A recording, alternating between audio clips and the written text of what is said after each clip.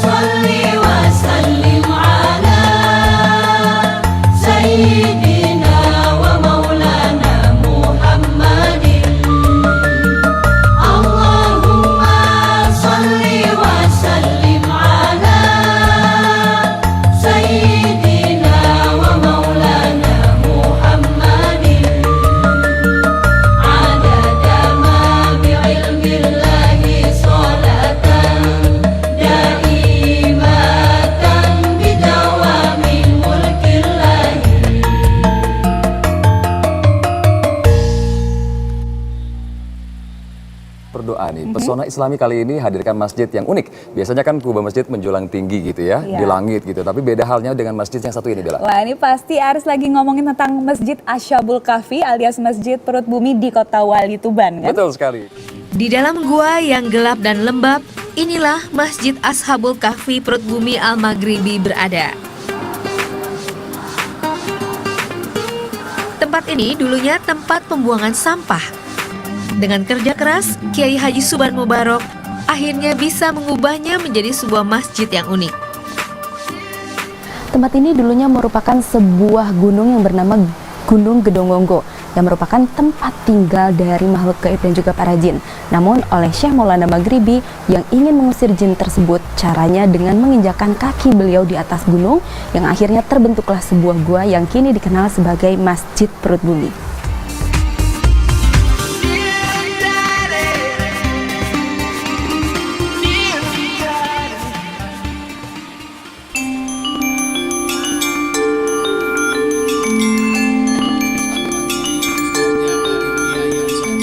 Di bumi Wali Tuban, Jawa Timur, Masjid Perut Bumi dibangun di kawasan Pondok Pesantren Syekh Maulana Maghribi di Wire, Kedung Ombol, Semanding.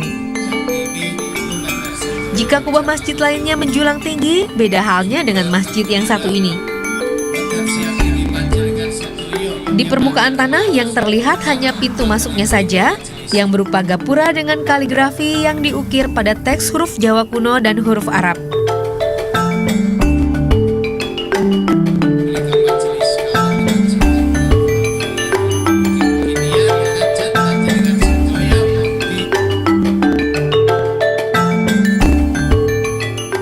Setelah menuruni tangga, tibalah di bangunan utama.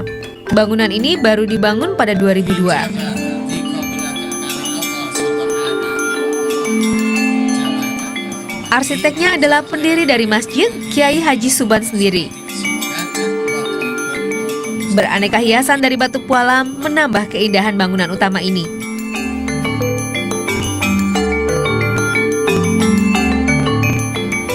Suasananya memang seperti berada di dalam gua sungguhan. Tidak ada cahaya matahari yang masuk di dalam bangunan utama, hanya diterangi oleh beberapa lampu cantik yang ada di sini. Suasananya memang cukup sedikit mengeluarkan keringat, tapi inilah sensasi yang dapat kita rasakan yang jelas berbeda jika kita memasuki masjid-masjid pada umumnya.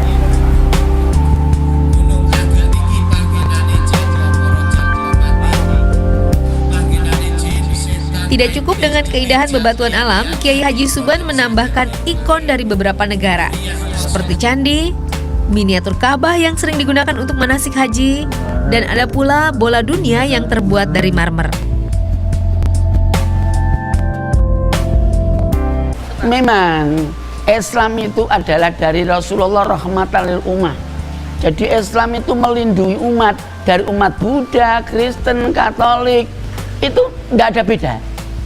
Hanya bedanya lain apa? Sudah itu rahmatan lil ummah.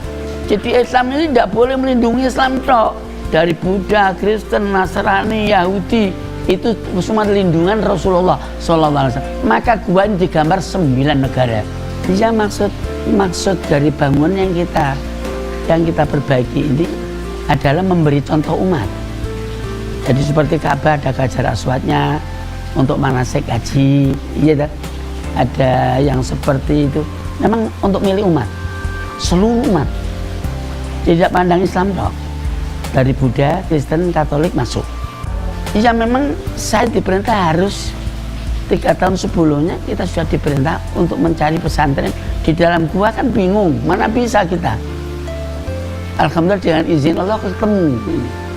Ini dulu dibuangi sampah 15 tahun sama Pemda. Ularnya dapat 36 gelangsing ular. Jadi tidak boleh dibakar, dibersih tinggal sedikit-sedikit gitu. Menjadi Ka'bah menjadi masjid seperti ini. Pada beberapa bagian gua, bentuk asli gua masih dipertahankan. Ini terlihat dari stalaktit dan stalagmitnya. Meski tidak nampak di permukaan, masjid ini memiliki 7 tingkat. Di sini juga terdapat beberapa ruangan unik lainnya, seperti ruang bulan madu, Ruang khusus untuk para pasangan ini dipercaya baik bagi mereka yang belum memiliki momongan.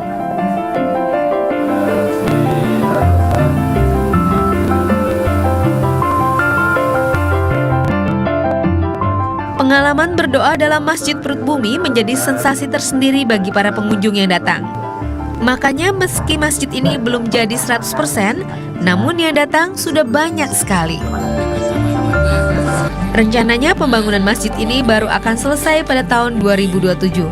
Nantinya sekitar 600 jamaah bisa ditampung di sini.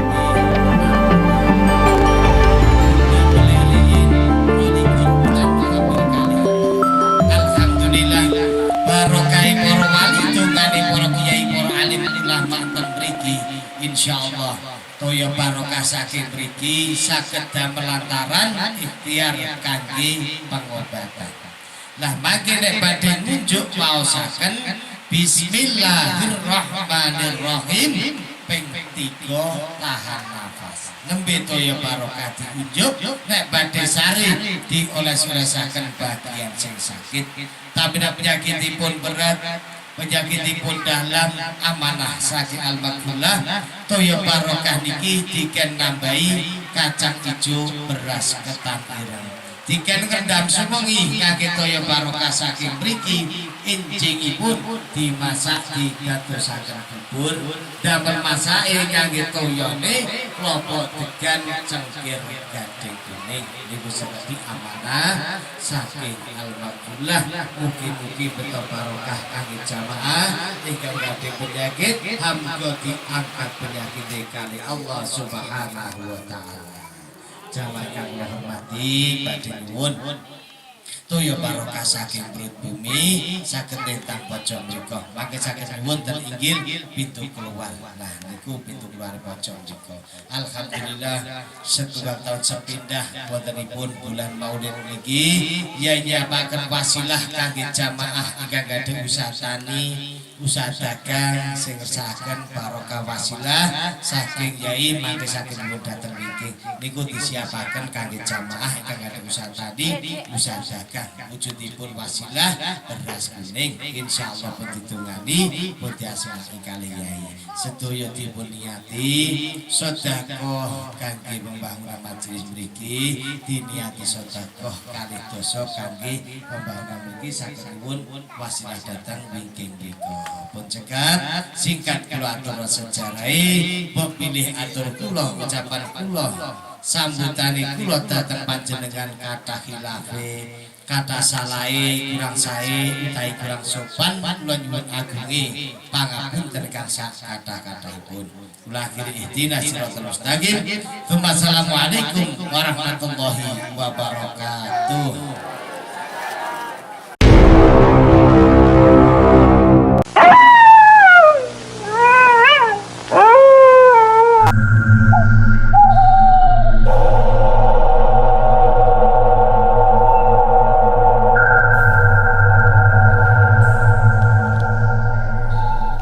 Asal-usul Gua Maulana Maghribi dan berdirinya Masjid Ashabul Kahfi.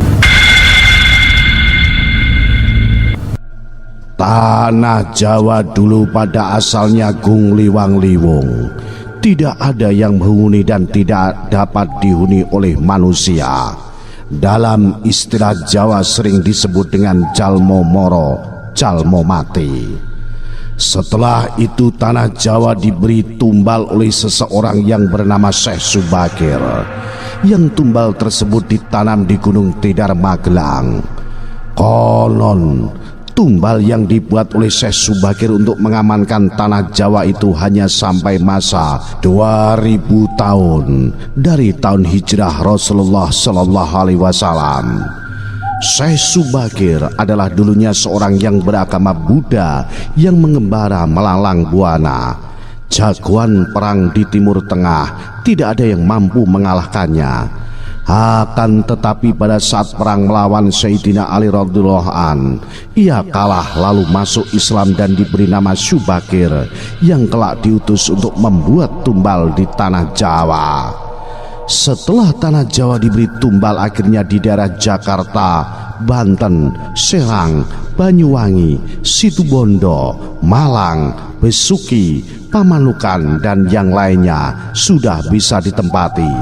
Kecuali Tuban sendiri yang belum dapat dihuni oleh manusia disebabkan adanya gunung yang disebut Gunung Gedung Ombo yang menjadi sarang para jin, setan, dan dedemit. Zuriyah Rasulullah diperintah oleh baginda Rasulullah untuk menyebarkan syariat Islam di Indonesia yang penyebarannya atau singgahnya lewat daerah Tuban. Akan tetapi daerah Tuban ini tidak dapat disinggahi dikarenakan adanya gunung tersebut. Pada akhirnya para wali hanya bisa singgah di daerah Semanding. Kemudian di perunggahan para wali naik ke gua yang disebut dengan Gua Gumbul Tuban. Di Gua Gumbul inilah tempat para wali berkumpul dan mengadakan sidang. Kemudian yang ditunjuk untuk memberi keputusan sidang adalah Mbah Malik Ibrahim Sunan Gresik dan Mbah Asyari Sunan Bejagung Tuban. Setelah itu sidang dimulai dan dipimpin langsung oleh gurunya para wali, yaitu Mbah Mustaqim Campur Darat Tulungagung. Kemudian keputusan sidang para wali untuk mengatasi hal tersebut diminta bantuan kiai. Kemudian mengundang Maulana Maghribi dari Hadramaut untuk datang ke tanah Jawa. Akhirnya tidak lama kemudian Maulana Maghribi datang ke tanah Jawa langsung menuju daerah Tuban untuk melaksanakan tugasnya, yaitu menyingkirkan atau mengusir para jin perayangan, setan, dan dedemit yang menghuni di Gunung Gedung Ombo Tuban. Kemudian gunung tersebut diinjak dengan keras atau ditungkak oleh Maulana Maghribi sehingga menjadi hancur ambles, pada akhirnya menjadi gua, dan penghuninya pun kocar kacir dan terbirit-birit minggat ketakutan. Maulana Maghribi adalah zuriyah Rasulullah SAW. Ia adalah putra dari Sultan Abdul Majid yang adiknya Maulana Iska, kakaknya Maulana Ibrahim Asmaroko di Palang, Tuban. Setelah Maulana Maghribi menjalankan tugasnya, kemudian gua yang asalnya gunung tersebut diserahkan kepada seorang yang bernama Putri Ayu Sendang Harjo supaya menjaganya. Setelah itu Maulana Maghribi pulang ke negeri asalnya, yaitu Hadramaut. Setelah menerima amanah itu, Putri Ayu Sendang Harjo langsung menjalankan amanat tersebut dengan beribadah dan mendekatkan diri kepada Yang Maha Kuasa atau Semedi sampai bertahun-tahun, bahkan sampai ratusan tahun hingga raganya hilang atau musnah. Begitu pula tempat Putri Ayu bersemedi yang dulunya adalah wujud gua. Setelah melewati masa yang sangat lama itu, maka menjadi hilang, tertutup semak belukar, tumbuhan dan kotoran bumi karena tidak ada manusia yang tahu.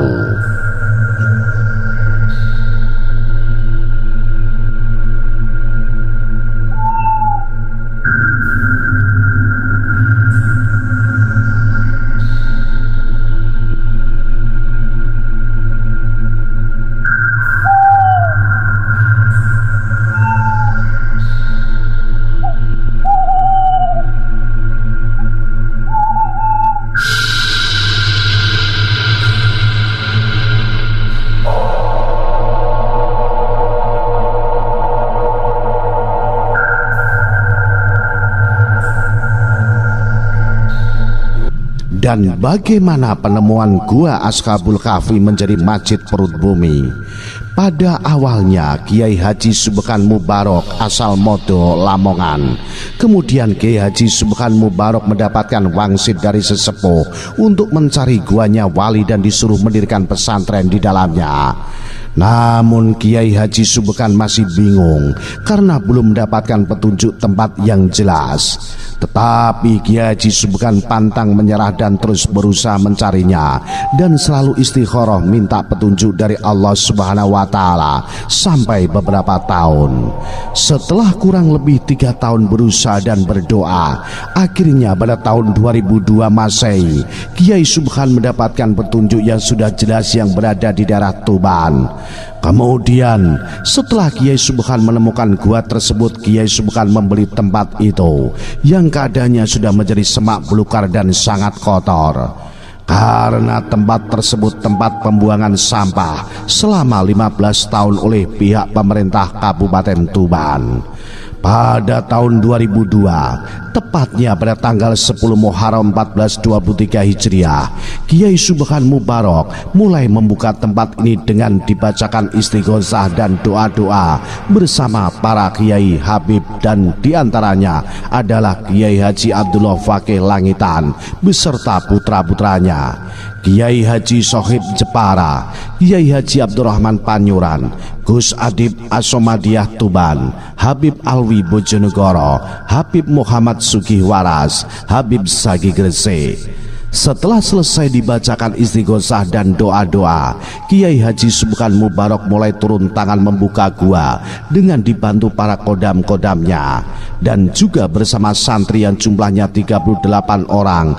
Dan Kiai Subhan bekerja sangat keras, bersusah payah membersihkan isi gua demi ingin mendapatkan tempatnya wali seperti apa yang sudah diamanahkan.